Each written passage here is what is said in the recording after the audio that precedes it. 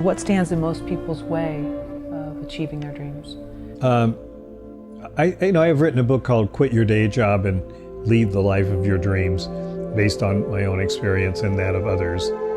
One of my favorite stories, I was on Joyce Brothers' television show years ago with a couple of other people, and one of them was a man who was then in his 80s and just had received his law degree from the University of Chicago. And he told her that he was standing in line for registration 4 years earlier, and one of the young people in line behind him said, "Sir, are you sure you're in the right line?" And he said, and I turned around and I said, "What line should I be in?" And I thought, that is America. That's the essence of America.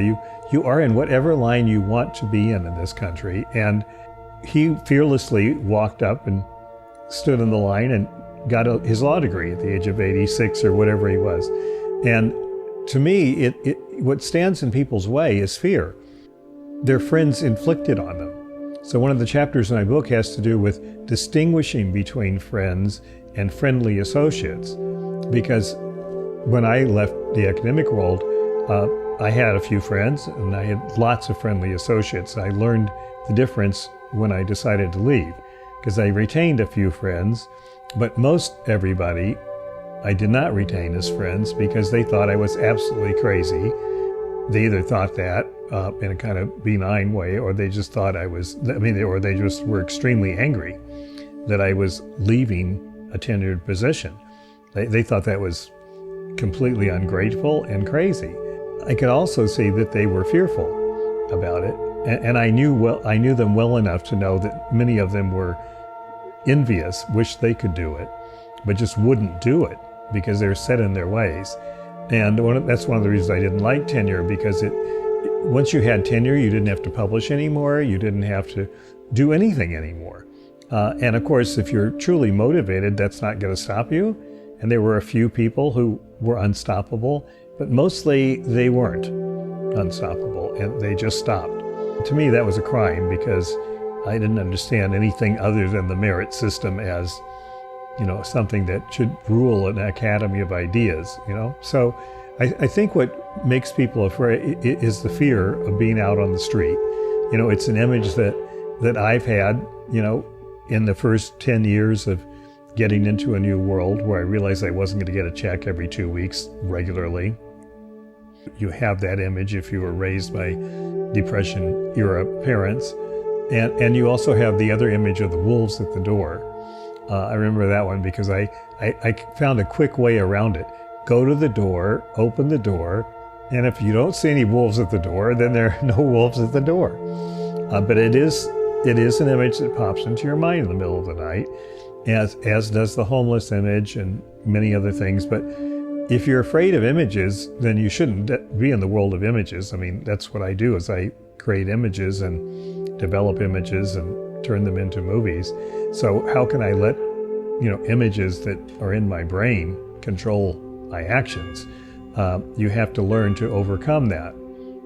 I think people have to clearly understand themselves and decide on who to listen to. If you truly are a friend and you love somebody, you encourage them to fulfill their dreams. You have a dream and you're afraid of accomplishing it.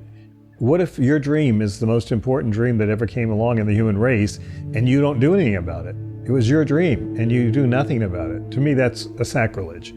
You had the dream for a reason. It's in your mind for a reason. Why aren't you going to do something about it? Well, because I'm afraid that my father and mother would be really upset. And I go, so this is a hypothetical fear about something that hasn't happened yet, right? Yes. Then why not just do it and deal with the possibility that may never happen at all? And it's a matter of knowing yourself. I mean, that's one of the things I talk about first in the book. I was raised on Greek philosophy, and what it said over the Oracle of Delphi was know thyself. That was the most important piece of knowledge that Plato and Aristotle and Socrates taught. And knowing yourself means you're going to be haunted by this dream if you don't do it. I mean, I've had a partner who said once when her movie was in trouble, maybe this is one of those dreams that should never have happened. And And I go, that is complete blasphemy. You know, you say that now, but later you will see that that was some other voice talking to you other than your own voice, because you made this thing happen, and you know you will be proud of that, as she was. And that's simply fear. It's the number one impediment to people going for their dreams. And it's fear, you know, everyone knows the acronyms about fear. Fear is about things that haven't happened yet, that may never happen, just like worry. And we all do it. We all have fears, we all have worries, but overcoming your fears is what, you know, valiant people do. It's what people that you would like to be like do. So why not do it yourself, and not have to live with the regret, which is the big monster equal to fear that you live with if you are sitting on that proverbial front porch in your rocking chair thinking about the dreams that you had and didn't do. I mean, to me, that's a terrible waste of life to have that happen. So you talk about knowing thyself and being comfortable enough to know that if you have to stand by yourself for a while because you've lost the illusion of some of the friendships or peer group that you thought was going to be there with you, if for whatever reason socially they've gone the other way, knowing that that's okay as well. Yeah, I mean, that's a very good point, because I think as you get older, you realize that you cannot govern your life by what other people think. When you think about it, you're just one little tiny piece of a massive cosmos that is going about its massive mechanism on its own without any need for you to consult with it. And for you to be worried about what, you know, some other person somewhere else thinks about you is a complete waste of your energy in every way. Your job is to do what your dreams tell you to do, and to do it with all your might, the way the cosmos does. And what other people are saying and thinking and doing, first of all, because most of them are not spending any time thinking about you at all, could care less what you do or don't do. Most of them are thinking only about themselves. So that's a natural condition, and why should you be any different? You know, if you have a dream, just do it.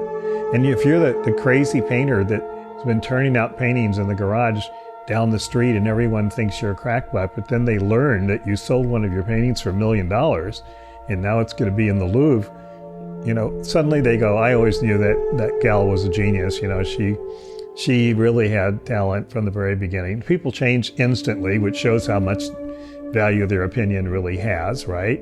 That's why I just think it's, you've got to really listen to yourself and not listen to everybody else. And the few people, you can tell your friends, because the ones that support you in doing that are your true friends. If the person who's not supporting you is, I've had several clients in my career whose spouses did not support them. And, you know, my advice is divorce your spouse. I'm sorry. You know, like, I take this seriously. This is a profession. This is a vocation.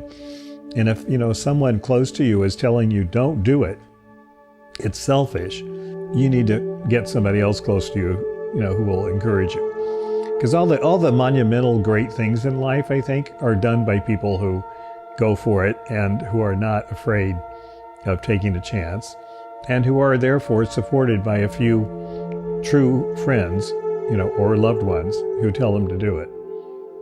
You know, it's many examples from my own life, but when I decided to leave the tenured position, my daughter was a junior at Columbia, and one thing that would be jeopardized would be her senior year at Columbia. And I brought her up to Montreal where I was shooting movies, and we had a long talk about it, you know, off set. And she said, Dad, you absolutely have to do this. You have to do it.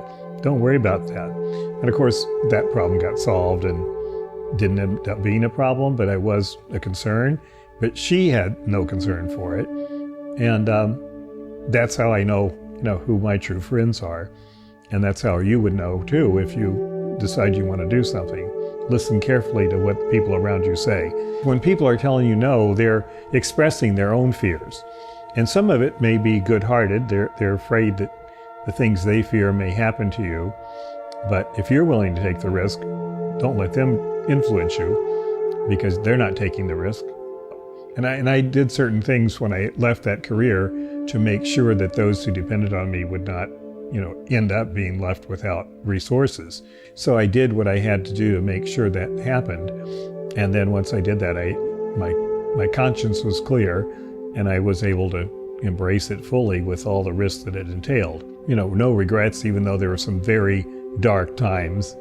And there are always ups and downs in a business like this one, and in a career that is bereft of security. The other side of that coin is that as much as security is an illusion, rejection is also an illusion, because you can take as many chances as you want. I constantly hear people tell me, you only get one shot. That was the distributor telling me, we only get one shot. And I thought, well, okay, maybe that's true for you, but I get as many shots as I want to take. And Hollywood is, first of all, doesn't exist. What is Hollywood, right? It's just a concept. But in reality, the business that I'm in, all you have to do is tell somebody, I've got a great new story, and they are all ears immediately. They don't care that it's been 10 years since you talked to them. You spend a few seconds in chit chat, and then they want to hear the story. So you can take as many chances as you want to take, unless your own psychology disallows that, because it wants you to get depressed and go into a coma of unhappiness and take rejection seriously, etc. I just don't have time. One of my essays is called The Waiting Room, and it's about what you do while you're waiting for an answer on a creative project. Well, you don't wait, you do something else. You make another creative project, you get it going. If you keep doing that, every project has its own clock. You can't do much to control that clock, but you can be doing another project. Sooner or later, you have projects all around you that are in various states of ripeness, and they will happen in their own time. And your biggest problem will be, what if two of them happen at the same time? And I always say, don't worry about that. That's the kind of problem you want to have. You don't want to have the problem of nothing happening. So no, you don't wait at all. And I think a lot of writers torture themselves because they wait. They send off a manuscript, hypothetically, into the snail mail. No one does that anymore, but they send it off and then they wait for an answer. Why would they wait for an answer? That's a complete waste of time. Instead, you instantly work on something else. And that way, when something comes from the first thing, you're surprised. And you deal with it immediately without wasting any kind of psychological energy on it. If it's a rejection, you take it and you move on. And if it's somebody offering you a deal, then you consider the deal. But you don't. Writers feel like they have to spend an additional 90% of their time fretting over it all, analyzing it, soul searching over it. And you do that when you're younger, and it's fine to do some of it because you may get a lot of creativity out of it. But once you've gone through it and tortured yourself, to your own satisfaction, you don't have to do that all the time. You can just go back to work. And Ray Bradbury used to say that to writers, get back to work, it'll get rid of all these moods you're having. And I always thought that's the most brilliant advice. Work is the solution.